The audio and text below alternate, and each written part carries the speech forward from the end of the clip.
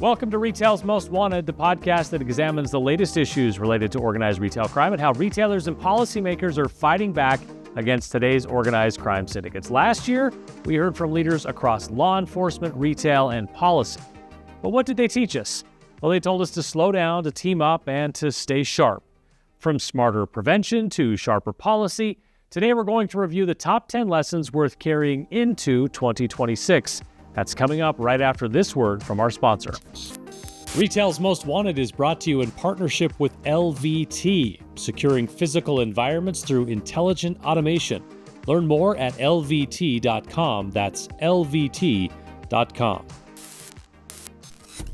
Number 10, with IL Orcas and Sagans, be the hub. We were established to be a hub for collaboration, and we're proud to see our mission come to life across Illinois. In recent months, we've seen more and more law enforcement officials, including the Illinois Attorney General's office, work hand in hand with retailers to address organized retail crime in a more coordinated and strategic way, which really hadn't been happening before. Number 9, from Majorca's Howard Mergler, partnership is the baseline. One of the biggest things is to just make sure that people are communicating with each other. So it's, I think I kind of mentioned a little bit earlier, but you have to have that partnership between law enforcement and retail. If you don't have that partnership, if one isn't getting along with the other, you're not going to get anywhere. Number 8, with Utorca's Steve Jensen, smarter surveillance. Your LPRs, which are your license plate readers. What a big tool those have become.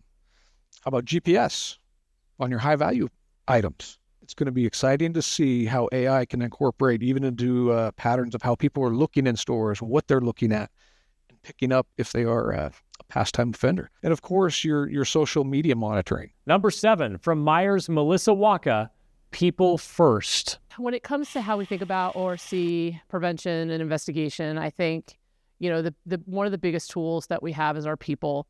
And so how do we continue to educate, create awareness, and galvanize our workforce around theft the right way? Safety is always important.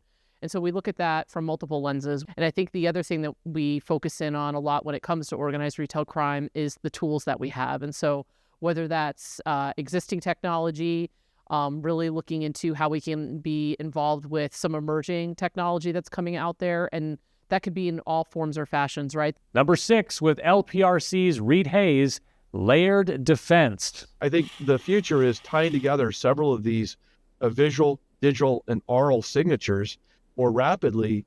And then the second part, I think, is fusing those to other sensors, other people and places, your partners as well, right? Other stores that might be at risk, law enforcement partners, your own team, but now fusing better information packets, if that makes sense, evidence packets.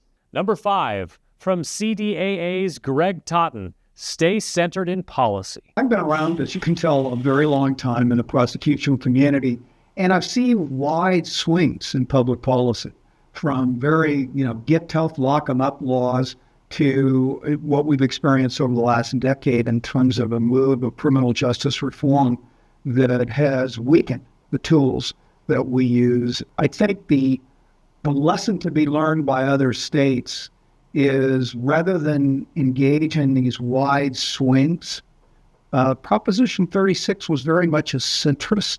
It was a move back towards the center. It wasn't an extreme swing. It was a thoughtful move towards the center.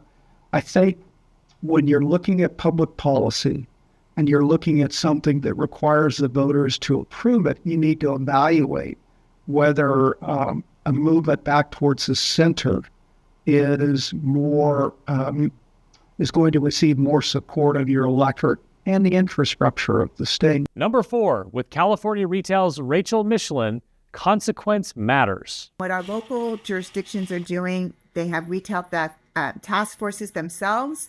They're working with retailers. They're working with the ORCAs in the various communities throughout the state.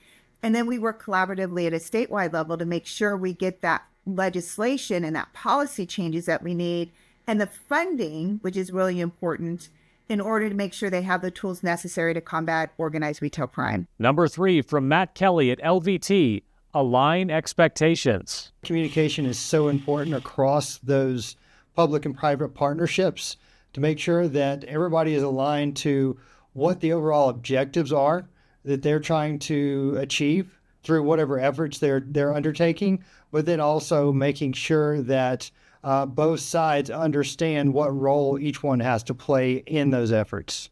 Number 2, from Utah Attorney General Derek Brown, let experience drive policy. I think one of the key things is that coordination with the retail establishments. It's just this communication network that we have to have.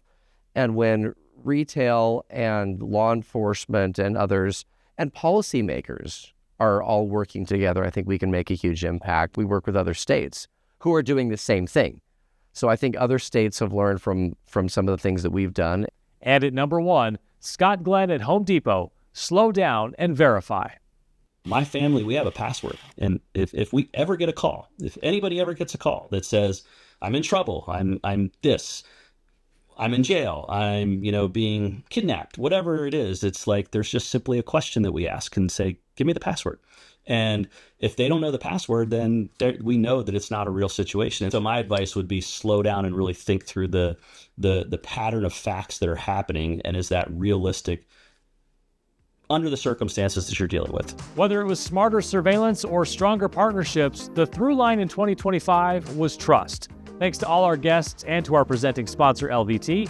As always, don't forget to hit subscribe or that follow button so you can catch each new episode. We drop a new one every 2 weeks. You can also find us and follow us on X, LinkedIn, and YouTube. Thanks for being with us, everyone. And as always, keep up the good fight.